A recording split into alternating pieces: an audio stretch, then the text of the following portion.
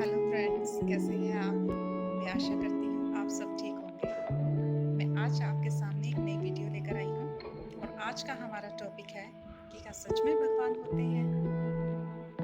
हम भगवान को ढूंढने के लिए कहाँ कहाँ नहीं जाते, मंदिर में, गुरुद्वारे में, चर्च में, मस्जिद में। हम उन्हें ढूंढने की कोशिश करते हैं। अगर हम उन्हें ढूंढते हैं तो क्या हमें भगवान मिल जाते हैं? जब हम वहां जाते हैं हम ये तो नहीं कहते कि हम भगवान से मिलकर आए हैं। तो फिर भगवान है कहाँ पे? है भी है या नहीं? कभी आप किसी समुद्र में गए हैं? वहां पे आपने पानी की ऊंची ऊंची उठती हुई लहरें देखी होंगी। आपने कभी उनको छूने की कोशिश करी है, लहरों को? जब आप उन्हें हाथ लगाने की कोशिश करेंगे तो क्या आप उन लहरों को पकड़ पाए हैं कभी? क्योंकि लहर तो है ही नहीं। तो फिर है क्या? वो सिर्फ पानी है। दूसरी तरफ जब हम बर्फ को पकड़ते हैं, देखने में भी उसकी फॉर्म डिफरेंट है, टेम्परेचर भी उसका पानी से अलग है, लेकिन जब थोड़ी देर के लिए हम बर्फ को बाहर रखते हैं तो फिर वो क्या बन जाती है? पानी बन जाती है ना। तो फिर बर्फ कहाँ गई? इसका मतलब क्या वो बर्फ थी ही नहीं? तो फिर वो क्या था? इसी तरह हम भी ईश्वर से अलग नहीं हैं। ईश्वर कहाँ है?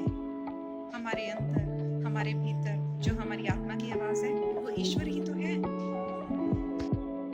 ईश्वर ने हर चीज की व्यवस्था सही ढंग से कर रखी है। क्या आपने देखा है कि कभी पर्वत ऊपर से नीचे आ गए हों, या नदियों ने अपना रुख ही मोड़ लिया हो, या फिर नदी के पानी की जो मिठास है वो समय के साथ साथ कम हो गई हो? नहीं ना। तो ये ईश्वर ही तो है। हम किसकी कृपा से चल रहे हैं? हम अपने शरीर को स्वयं नहीं चला रहे हैं, ये वो चला रहा है। आपने कभी ऐसा देखा है कि कभी ऐसा हुआ हो कि सूरज को उगने में देरी हो गई हो, वो ना निकला हो, उसे दिन भर बहुत ज्यादा काम रहा हो और उसने सोचा चलो आज रहने दो, 6 बजे नहीं मैं 8 बजे निकलूंगा। क्या हम उसका बटन ऑन करने के लिए जाते हैं कि सूर्य देव आइए, जाग जाइए?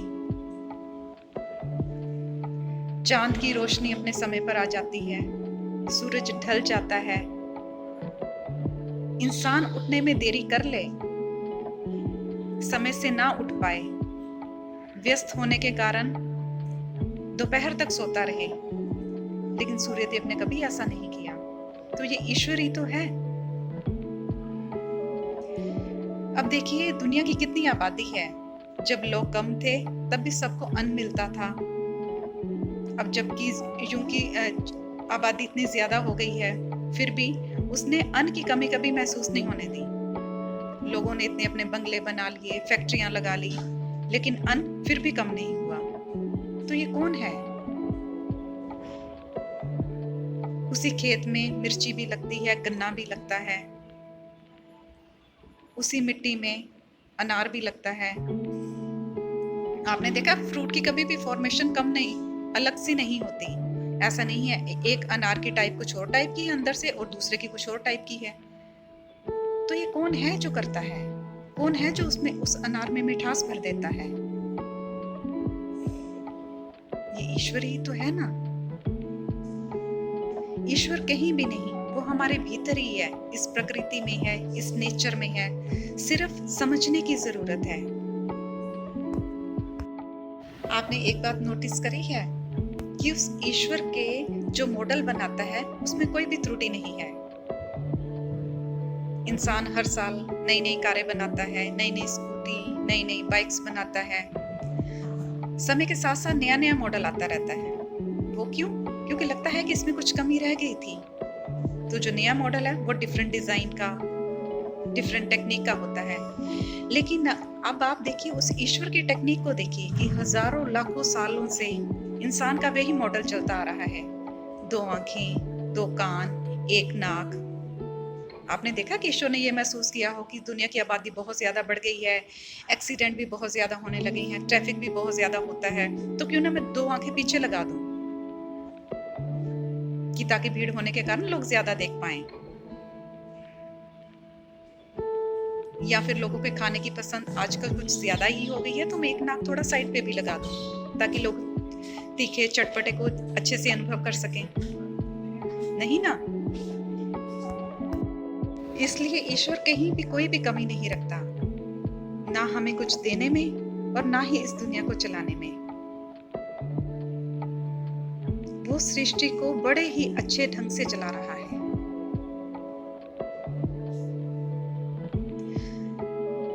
सिर्फ बात है अनुभव करने की। हम ईश्वर को ढूंढते हैं, यही तो ईश्वर है। इसी प्रकृति में, हमारे आसपास।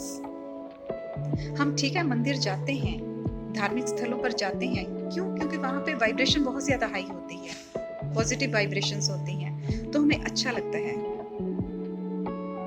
आप कभी अनुभव करके देखिए कि अगर आपने अपने घर पे भी एक अलग से मंदिर या कुछ ऐसा धार्मिक स्थल बना रखा है और वहां पर अगर आज आप पूजा पाठ करते हैं, तब आपको उसमें बहुत ज्यादा पॉजिटिव एनर्जी फील होती है। इसी वजह से तो ईश्वर को याद किया जाता है ना, इसी वजह से हम लोग मंदिर में जाते हैं, ताकि हमें अच्छा लगे, हम उसके साथ जुड़े रहें। एक कारण और भी होता है कि ताकि हम उसके साथ जुड़े रहें। जब हमें सब छोड़ देते हैं तो वो ईश्वर पकड़ लेता है, और जब हमें सब धोखा देते हैं तो वो संभाल लेता है। यही तो ईश्वर है। वो कहाँ है? हमारे भीतर, हमारे आसपास। वो कण कण में विराजमान है। ज़रूरत है तो सिर्फ उसे महसूस करने की, उसे फील करने की। इसीलिए ईश्वर में अपनी आस्था और अपने विश्वास को बनाए रखिए। क्या आपने कभी नारियल के पेड़ को देखा है? कितना ऊंचा, बाहर से कितना हार्ड, अंदर से नरम, और ऊपर से उसके अंदर पानी।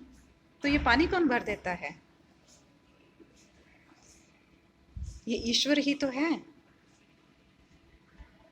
ईश्वर कहीं नहीं, हमारे आसपास ही है, हमारे भीतर ही है। कमी है तो क्या?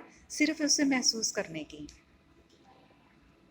हम ईश्वर के डिफरेंट डिफरेंट फॉर्म में पूजा करते हैं, वो इसीलिए ताकि हम उनके साथ जुड़े रहें। है असल में वो एक ही, चाहे आप उसे किसी भी रूप में मान लीजिए, कृष्ण के रूप में, राम के रूप में, अल्लाह के रूप में, वाहे गुरु के रूप में, किसी भी रूप में मान लीजिए। ये हमारी आस्था और हमारा विश्वास होता है उनके साथ जुड़ने के लिए। हमेशा प्रकृति का ध्यान रखिए, ख्याल रखिए, उसे नुकसान पहुंचाने की कोशिश ना करिए। इन्हीं सब शुभकामनाओं के साथ धन्यवाद।